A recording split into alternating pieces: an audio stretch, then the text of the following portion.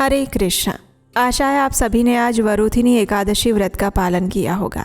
ये एकादशी मनुष्य के हर प्रकार के पापों का नाश करती है, उसे परम उच्च आध्यात्मिक गति प्रदान करती हैं। अगर कोई भी मनुष्य कृष्ण भावनामृत में आगे बढ़ना चाहता है तो उसके लिए ये वरुथिनी एकादशी अत्यंत महत्वपूर्ण बताई जाती हैं। लेकिन इस एकादशी व्रत का पालन तभी पूर्ण माना जाता है जब निर्धारित समय के अंदर इसका पारण किया जाए। शास्त्रों में वर्णन आता है कि जिस प्रकार बिना स्नान किए सरस्वती नदी में पैर रखने से समस्त पाप कर्म अर्जित होते हैं और पुण्य का नाश हो जाता है, उसी प्रकार से अगर कोई व्यक्ति एकादशी व्रत का पालन करता है लेकिन उसका निर्धारित समय में पारण नहीं करता है तो उसका ये एकादशी व्रत अधूरा माना जाता है। तो चलिए आज के इस वीडियो में जानते हैं कि इस बार वरुथिनी एकादशी व्रत का पारण कब करना है और उसकी शास्त्रोक्त विधि क्या रहेगी। आइए वरुथिनी एकादशी पारण विधि वीडियो आरंभ करते हैं। इस बार वरुथिनी एकादशी व्रत का पारण करने का समय रहेगा 14 अप्रैल 2026 मंगलवार को, यानी कल सुबह 6:57 से लेकर 10:18 के बीच में। इसी निर्धारित समय के अंदर एकादशी व्रत का पारण करना अत्यंत आवश्यक है। आइए अब देखते हैं कि आखिर इसका पारण कैसे करना चाहिए, शास्त्रोक्त विधि क्या रहेगी। तो सबसे पहले द्वादशी के दिन प्रातः ब्रह्म मुहूर्त में उठ जाएं, स्नान इत्यादि से निवृत्त होकर स्वच्छ हो जाएं, स्वच्छ वस्त्र धारण करें, अपने घर में मंगला आरती करें, भगवान को जगाएं।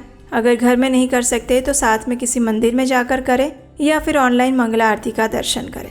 उसके बाद तुलसी देवी की पूजा आराधना करें, उन्हें प्रणाम करें, उन्हें जल अर्पण करें, उनकी प्रदक्षिणा करें। और याद रहे द्वादशी के दिन हम तुलसी पत्र नहीं तोड़ते हैं, इसलिए अगर आपको भगवान को भोग लगाने के लिए तुलसी पत्र की आवश्यकता है तो उसे एक दिन पहले ही तोड़कर रख लीजिए। तुलसी महारानी की सेवा पूजा करने के बाद अब उनके समक्ष बैठकर हरे कृष्ण महामंत्र का जप कीजिए। आप प्रतिदिन जितनी माला का जप करते हैं उतनी ही माला का जप आप तुलसी देवी के समक्ष बैठकर कर सकते हैं। ये हरे कृष्ण महामंत्र है, हरे कृष्ण कृष्ण कृष्ण हरे हरे, हरे राम राम राम हरे हरे। ये महामंत्र है जिसमें सभी मंत्रों की शक्ति समाविष्ट है और इसीलिए इसे महामंत्र कहा जाता है। और इसी महामंत्र की माला का जाप आप आज के दिन एकादशी वाले व्रत में भी कर रहे होंगे। तो अब हरे कृष्ण महामंत्र का जप करने के बाद रसोई में जाइए और भगवान के लिए कुछ सात्विक अन्न भोग बनाइए। ऐसा भोग जिसमें लहसुन, प्याज या कोई भी तामसिक पदार्थों का प्रयोग ना किया गया हो। इस भोग को बनाने में ऐसे मसालों का प्रयोग भी ना करें जिसमें अनियन पाउडर, गार्लिक पाउडर इत्यादि का प्रयोग किया जाता हो। भगवान के लिए कुछ मिष्ठान बनाएं, कुछ अच्छा सात्विक भोग बनाएं, जैसे कि दाल, चावल, सब्जी, चपाती या फिर और कोई व्यंजन।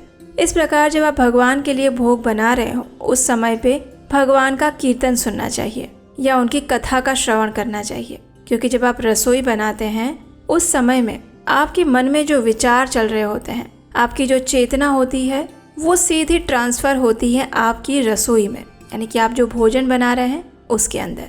अगर कोई व्यक्ति गुस्से में आकर भोजन बना रहा है तो उसका वैसा ही परिणाम उस भोजन को खाने वाले पर होगा। इसलिए रसोई बनाते हुए बहुत सावधान रहें कि आप कैसी सोच रख रहे हैं, आपकी चेतना क्या है।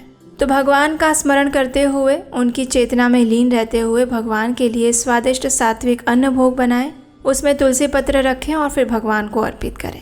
जब तक भगवान भोग पा रहे हैं तब तक आप दान की सामग्री एकजुट कर लें और बाकी तैयारियां कर लें। 15 मिनट बाद भगवान के पास से भोग ले लें, भगवान की आरती करें, उन्हें धूप, दीप, पुष्प इत्यादि अर्पित करें और उसके बाद एकादशी का पारण करने की तैयारी करें। पारण करने के लिए सबसे पहले भगवान के समक्ष जाकर हाथ में थोड़ा गंगा जल लीजिए और भगवान से प्रार्थना करते हुए इस मंत्र का उच्चारण कीजिए। ये पारण मंत्र है और ये मंत्र इस प्रकार है। अज्ञानतिमिरन्धस्य व्रतेनानेन केशव, प्रसीद सुमुखो नाथ, ज्ञानदृष्टिप्रदो भव। इसका अर्थ है, हे केशव, मैं अज्ञान रूपी अंधकार से अंध हो रहा हूँ।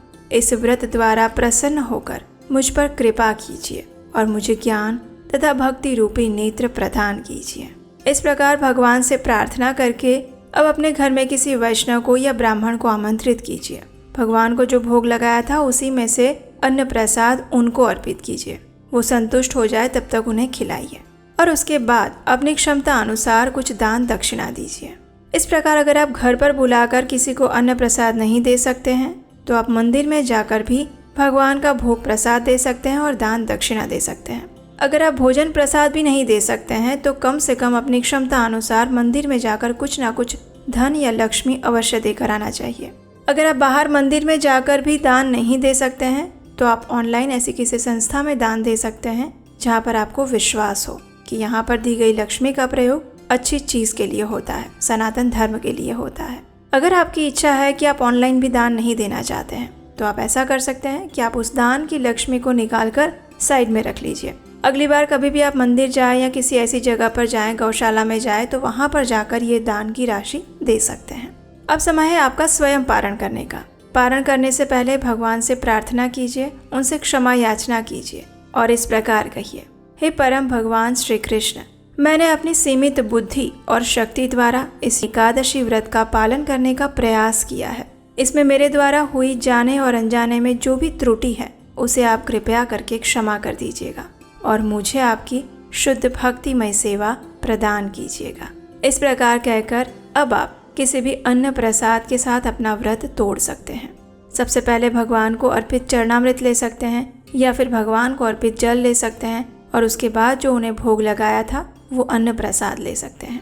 अगर आप एकादशी का व्रत संपूर्ण निर्जल रखते हैं तो अगले दिन आपको पानी के साथ या भगवान के चरणामृत के साथ पारण करना चाहिए। अगर आप एकादशी व्रत में फल लेते हैं, दूध लेते हैं या पानी लेकर व्रत रख रहे हैं तो प्रयास करें कि अगले दिन हल्का फुल्का भोजन लेकर पारण करें। अब यहाँ पर एक प्रश्न आता है कि कई बार ऐसे संयोग उत्पन्न होते हैं कि एकादशी का पारण जिस दिन करना है उस दिन भी किसी का कोई व्रत या उपवास आ जाता है, तो अगले दिन भी अगर किसी का व्रत है तो पारण कैसे करें। तो देखिए, पारण के सभी नियमों का आप पालन कीजिए, लेकिन आप संपूर्ण अन्न प्रसाद नहीं ले सकते। तो ऐसे में सिर्फ एक चावल का दाना लीजिए और उस चावल के दाने का स्वीकार करके भगवान से प्रार्थना कीजिए, या फिर जिस देवता की या देवी के लिए आप उपवास कर रहे हैं उन्हें प्रार्थना करिए कि हे देवी माँ या हे प्रभु, हम आपकी प्रसन्नता के लिए ये व्रत करना चाहते हैं, लेकिन एकादशी का पारण करना भी आवश्यक है, इसलिए मात्र पारण करने के उद्देश्य से मैं ये अन्न का एक दाना ले रही हूँ। इसे आप मेरे अपराध रूप में मत लीजिएगा और मेरे आज के व्रत का भी स्वीकार कीजिएगा। भगवान से ऐसे प्रार्थना करके फिर पूरा दिन आप अपना दूसरा व्रत भी आरंभ कर सकते हैं। इसमें कोई दोष नहीं लगता है और कोई संशय भी मत रखिएगा।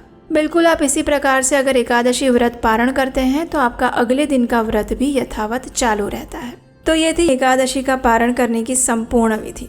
हमें आशा है कि इसमें आपको उपयोगी जानकारी प्राप्त हुई होगी। अगर ऐसा है तो इस वीडियो को लाइक करके सभी को शेयर कर दीजिए जिन्होंने एकादशी व्रत रखा है या जिनके मन में ये प्रश्न है। और अगर आपको लगता है कि हम अपने चैनल पर प्रमाणभूत रूप से वैदिक सनातन धर्म का प्रचार कर रहे हैं बिना किसी मिलावट, सीधे शास्त्रों से, तो आप हमें इस कार्य को आगे बढ़ाने के लिए अपना आर्थिक योगदान भी भेज सकते हैं। स्क्रीन पर नंबर दिया गया है। आपका दिया हुआ योगदान हमें इस सनातन सभ्यता की संस्कृति को यथारूप प्रमाणभूत रूप में आगे बढ़ाने में सहायक बनेगा और इसका पुण्य फल आपको भी मिलेगा। तो चलिए, जिस निष्ठा के साथ आज एकादशी का पालन कर रहे हैं उसी निष्ठा और दृढ़ता के साथ कल एकादशी का पारण अवश्य निर्धारित समय पर करिएगा और वो भी विधि विधान के साथ। ऐसी और जानकारियों के लिए आपके अपने चैनल उपदेश शास्त्रिकम को सब्सक्राइब कर लीजिएगा। आप हमारे व्हाट्सएप कम्युनिटी ग्रुप के साथ भी जुड़ सकते हैं, उसका लिंक नीचे डिस्क्रिप्शन बॉक्स में मिल जाएगा। हरे कृष्णा।